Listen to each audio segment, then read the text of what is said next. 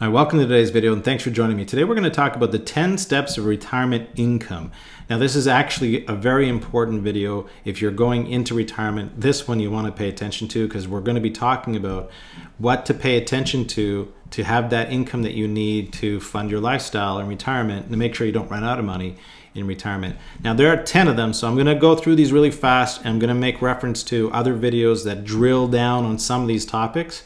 So take your time on this video, but make sure you go into the other videos, okay? If you have any questions, leave your comments below. Be sure to get to them. Remember to like this video and share it with anybody that needs to hear this. If you're new to this channel, my name is David. I am an active advisor working with clients right across Canada, business owners, individuals, and families. I build their financial plan, I invest their money, do their insurance, full financial planning, holistic planning we call it. And I also make educational videos on YouTube because I think it's important that when you have better information, you ask better questions, and better questions lead to better outcomes. So let's get into why you are here today. There's a lot of anxiety around this subject as people move this transition, moving from salary to living off of your own income sources, whether it be CPP, old age security, or maybe a private employer pension plan, your RIF accounts. This is your investment income that you've been saving up all your life, your non-registered accounts, maybe some rental income property, but essentially it's on your own. And so there's some anxiety around that. So let's take some time to go through exactly how to make sure you have enough money to retire, and also to what you're going to have to watch out for before you get there, okay? The first one is you got to know where your money is going. This is critically important. I see the behavior of people before retirement and during retirement, that for some people who are spenders in pre-retirement, that when you go into retirement, I've got two kinds of people that I see. I have one person that was a spender and all of a sudden becomes really thrifty, doesn't want to spend money, very afraid to spend money, and that's likely around this idea that they have a fear that they're going to run out of money in retirement. And they haven't been able to get the information they need to help them to feel confident that they're not going to run out of money. So that's why having a financial plan is so critically important. Working with an advisor who's going to give you the data to make sure that you're going to be fine is so critically important in this stage of your life and also during retirement. Then I got the other side of the equation where they just keep spending money. And they quickly realize that this has to stop because they're going to run out of money if they continue to spend this way. So knowing where your money is going is critically important, and then making sure that it's kind of like these two things go hand in hand. Having the assets, the income producing assets that will sustain you through your retirement, sustain your lifestyle in retirement. That's why it's front and center, the first one, because it's really the most critical out of all these 10. Now, understanding your needs versus wants. When you're working, it would be pretty easy for you to say, I'm just going to go and buy something. You could be spontaneous with your money, right? Because you knew that next week or in 2 weeks, you're going to get paid and that money is going to continue to come. Now, when you go into retirement, that is true in the sense that your income sources will come. But now this is all based off of your own money that you've saved. And things might be a little bit different. Maybe you haven't saved enough money. Maybe you have to consider what is truly a want versus a need. So what are the wants? These are kind of important for you to know, but the wants versus needs. So a need is you got to eat, you got to sleep, so you need shelter, care, taking care of yourself, whether it's medications or just making sure that you are in good health. I'm not talking about going to a gym. I'm just saying like you're eating well, paying your taxes, paying your utilities. Those are things that you basically need to do, right?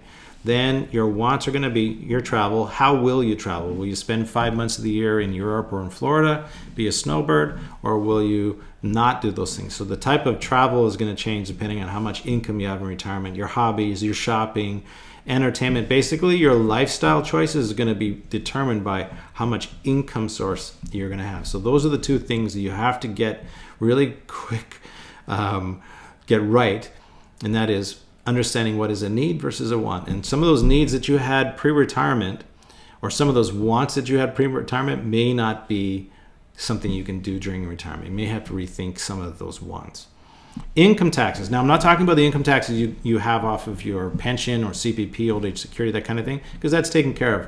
What I'm talking about is understanding your portfolio and making sure that it's a tax efficient portfolio, that you are lowering your taxation by how you're investing your money, and you want to be aware of your gross versus your net. For you to have a financial plan that says you get $90,000 a year, let's say, and you want to know, is that net or is that gross? Which one is it? Because you've got a plan around that. So you always want to make sure that you're getting both numbers, not just one. You don't want somebody to say you can afford to spend $60,000 or $90,000 or whatever number that's going to be per year. You want to know what are the two numbers, because the next question is, if I'm getting $90,000 pre-tax, you want to know, is there a way for us to mitigate that tax so that we have more money in our hands to use? So it's not just about the income that you're getting after tax. You want to actually come at it from the other angle as well. Inflation is a hidden expense. It's hidden in the sense that you just don't see it, right? It's not like a bill that comes on the table and say, here's your bill. Inflation is sneaky. It's come up to us and said, hey, we're very expensive to go grocery shopping now, right? If you are in retirement right now, I guarantee you 5 years ago, you probably didn't say, well, groceries might be 30 or 40% more for us in our retirement. You probably didn't plan that. Nobody really plans that kind of inflation. So this has become a burden for a lot of people. And inflation is going to be sticky. It's going to stay around for a little while. Why do we say sticky? Because it's going to take time for it to come down to 2 or 3%. What you might find is that some of the things that they're doing right now will bring inflation down to 5%, but getting from 5 down to 3 or even 2 is going to require a completely different economy. So I want you to be aware of the fact that it's going to be around. So plan for a high inflation number for the next 3 years at least. And consider developing another income stream. Check out this video up here where I talk about opportunities for retirees, that when you're in retirement, you should continue to think about making money, not stop thinking about making money. Think about making more money in retirement. Now, speaking of when you do make money, where does the money come to? Where does it land in your life? So I want you to think about 3-bucket strategy. A 3-bucket strategy, again, another video right here that talks about how you should organize your portfolios to supply you with the income to fund your lifestyle. So the needs and the wants. And inside of the 3 buckets, there's also going to be 2 accounts. So your Canada Pension Plan, Old Age Security, your private employer pension plan will all go, the income coming from that will go into one bank account, joint bank account. And from there, you'll pay all of your needs. The income sources that supply you from, let's say, your RIF account, rental income properties, any additional income, maybe you've got a YouTube account paying you some money, that goes into your lifestyle account. That's what you use to go and have fun and to spend money on dinners out and traveling and hobbies and all those kinds of things. That way, there's never a situation where one of you go out shopping and by accident you went, oh, I spent more than we should have this month and now we can't pay a bill. You always want to make sure you separate the two. That way you can for sure know you're never going to be in a situation of having an anxiety around paying bills during retirement, okay?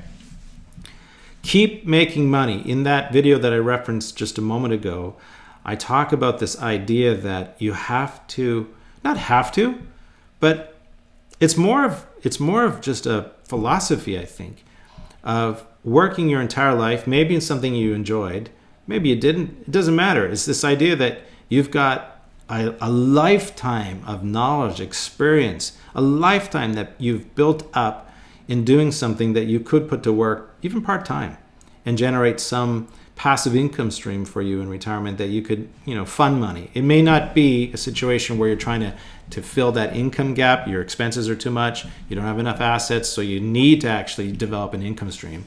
But this could be just you taking advantage of the fact that you've got knowledge and experience, and why let it go to waste? You're still relatively young. You might as well put that to good use. Now, the other thing, too, is having realistic expectations. And I think it's important for you to be realistic that it's nice to get 10%, but what you ought to be doing is saying, what are my expenses?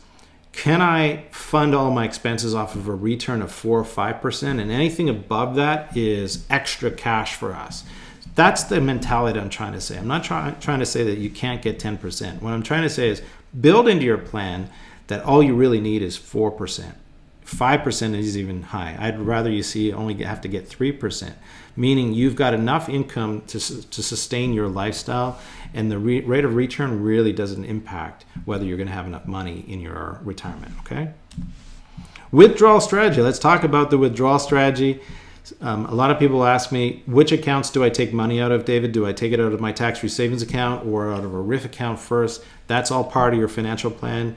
It's important that you actually work with an advisor that has a written financial plan that will detail which accounts you take money out, because that makes it tax efficient, but also to make sure that you're not depleting all of your money out of one account over another that might be fully taxable. Like, you want to have a tax efficient withdrawal strategy during retirement. Other questions around, like, when's the right time for me to take CP? Which age should I take CPP? This is all in your financial plan, and that's why I say work with an advisor to develop a financial plan.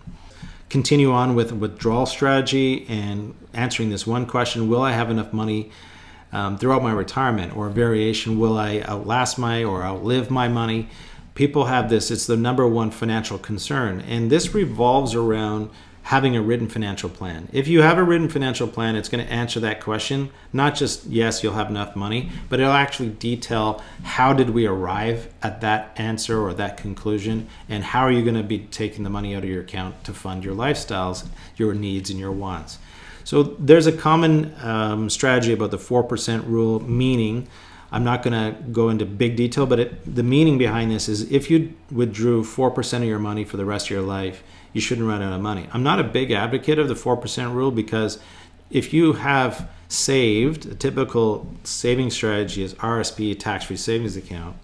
If you've saved in an RSP, you're going to be withdrawing more than 4% of your money every year, because you'll be mandated to take out more than 4% of your money in your later years. So I'm not a big advocate, but what it basically means is if you were to take about 4% of your money every year, your money should last throughout your retirement. But here's the question I have for you, okay? If you were to withdraw, so if all of your income sources, and then you withdrew 4% of your RIF account or your non-registered account, and you added up all that money, would it fund your lifestyle? If it doesn't, then you have to do a couple of things. Reduce your lifestyle, generate another income stream, save more money. So those are the things that when you get to this sort of realization in working with an advisor, you start to be able to have less anxiety about retirement, because you actually start identifying potential problems and then coming up with solutions to fix it, okay? Paying CRA, well, this is a painful thing. If you decide not to pay them, this is going to be really painful, but you don't have to worry about that in retirement accounts. In your pensions, all those things are taken care of for you. What I'm really talking about is having a tax-efficient portfolio, making sure your portfolio is being invested in a way that it lowers your income tax, that your withdrawal strategy is being done in a way that lowers your income tax. If you have a large non-registered, if you've downsized your house, you got $1 million or $2 million in a non-registered account, but you haven't used your tax-free savings accounts, you got to fill those tax-free savings accounts up and transfer money in each year. Just simple things like that. Now, the last one about giving, I like to see this in people who are in retirement. When we do a plan and we start talking about estate planning and we identify that there's an amount of money you're never going to spend, that you're living the lifestyle you want, but you're still not going to spend through all this money. So it might be a time where you start thinking about giving some of that money to your adult children now, especially, real estate, the economy, everything is so expensive right now. Now might be the time for you to start gifting some of that money. Banking profiles, I love this. This is a great strategy. I do this pre-retirement. I do this, set up different accounts for income streams to go into. I want you to think of your needs versus wants. So all of your needs are going to go into one bank account, joint bank account if you have a significant other. A joint bank account that pays for utilities, your groceries, any car payments, taxes, all those things will go into one account. So that would come from CPP, old age security, and your private pensions. Then another bank account for your RIF accounts, for your rental property accounts, any other income streams that you have, that'll go into another account. That's your lifestyle account. That's the money, your fun money. That's what allows you to go and enjoy the lifestyle that you want. That's what you get to spend your money on. This is really important. Well, I hope you enjoyed this video. I thoroughly enjoyed going through it with you today. I'm trying to get through it as quickly as possible, but it was 10, right? 10 that we went through. If you have any questions, please put your comments below. I'll be sure to get to them. If you liked it, hit that like, subscribe to the channel, and share this video with anybody that you think needs to see this.